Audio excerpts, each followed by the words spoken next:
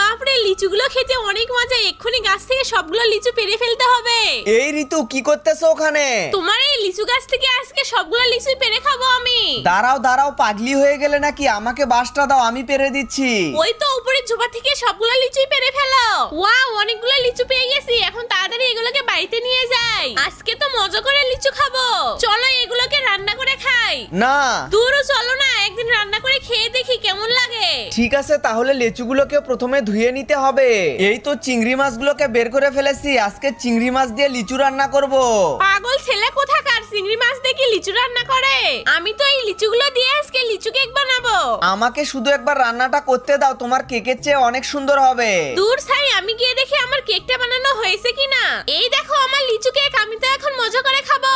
রাখো সব। এই দেখো আমার চিংড়ি মাছের লিচু ফ্রাই হয়ে গেছে। দেখি তো একটা খেয়ে। ওরে বাপরে, অনেক গরম, কিন্তু খেতে অনেক মজা আছে।